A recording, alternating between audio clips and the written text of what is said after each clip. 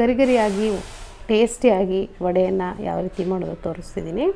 ಬನ್ನಿ ಹಾಗಿದ್ರೆ ಮಾಡೋದು ನೋಡೋಣ. ನಾನು ಇಲ್ಲೊಂದು ಮಿಕ್ಸಿಂಗ್ ಬೌಲ್ ತೊಗೊಂಡಿದ್ದೀನಿ. ಇದಕ್ಕೆ 1 ಕಪ್ ಆಗೋಷ್ಟು ಅಕ್ಕಿ ಹಿಟ್ಟನ್ನು ಹಾಕ್ಕೊಳ್ತಾ ಇದ್ದೀನಿ. ಹಾಗೆಯೇ ಒಂದು 3 ರಿಂದ 4 ಟೇಬಲ್ ಸ್ಪೂನಷ್ಟು ಕಡಲೆ ಹಿಟ್ಟು ಹಾಕ್ಕೊಳ್ತಾ ಇದ್ದೀನಿ, ಅಂದರೆ ಬೇಸನ್.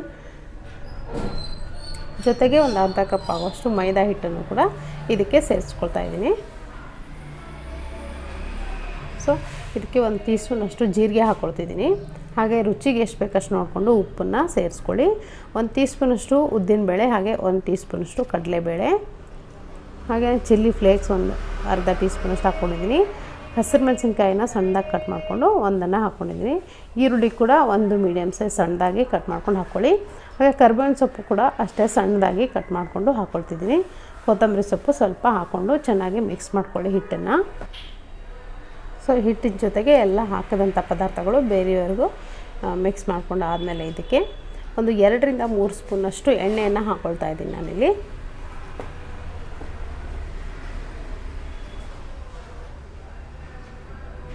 ಸೊ ಎಣ್ಣೆ ಹಾಕ್ಕೊಂಡು ಚೆನ್ನಾಗಿ ಒಂದ್ಸರಿ ಮಿಕ್ಸ್ ಮಾಡ್ಕೊಳ್ಳಿ ಹಿಟ್ಟು ಜೊತೆ ಬೇರೆಯವರೆಗೂ.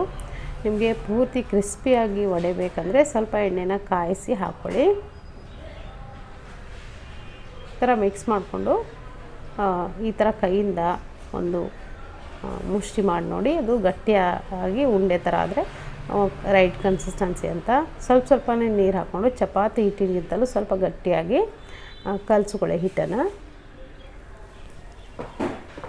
ಸೊ ಇವಾಗ ಹಿಟ್ಟನ್ನು ಕಲಿಸ್ಕೊಂಡು ರೆಡಿ ಮಾಡಿ ಇಟ್ಕೊಂಡಿದ್ದೀನಿ.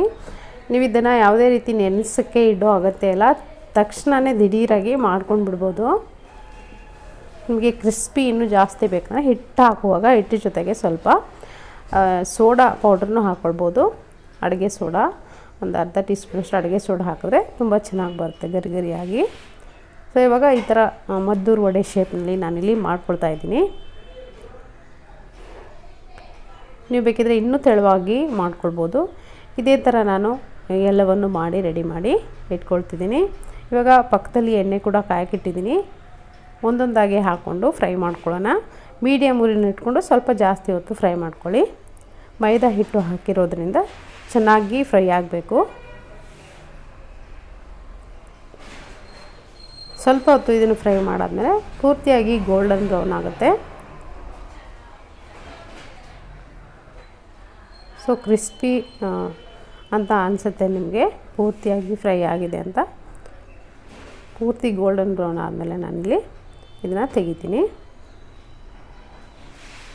ಸ್ವಲ್ಪ ಫ್ರೈ ಮಾಡಲಿಕ್ಕೆ ಟೈಮ್ ತೊಗೊಳುತ್ತೆ, ಯಾಕಂದರೆ ಮೈದಾ ಹಿಟ್ಟು ಜಾಸ್ತಿ ಬೇಗನೆ ಫ್ರೈ ಆಗೋದಿಲ್ಲ. ಇವಾಗ ನೋಡ್ತಿರ್ಬೋದು ಪೂರ್ತಿ ಕ್ರಿಸ್ಪಿಯಾಗಿ ನೋಡ್ತಿದ್ರೇ ಗೊತ್ತಾಗುತ್ತೆ ಎಷ್ಟು ಕ್ರಿಸ್ಪಿಯಾಗಿದೆ ಅಂತ. ಇದನ್ನು ನಾನು ತೆಗಿತಾ ಇದ್ದೀನಿ. ತುಂಬಾ ಟೇಸ್ಟಿಯಾಗಿರುವಂಥ ಟೀ ಟೈಮ್ಗೆ ಒಂದು ಒಳ್ಳೆ ಸ್ನ್ಯಾಕ್ಸ್ ಅಂತ ಹೇಳ್ಬೋದು ಇದು.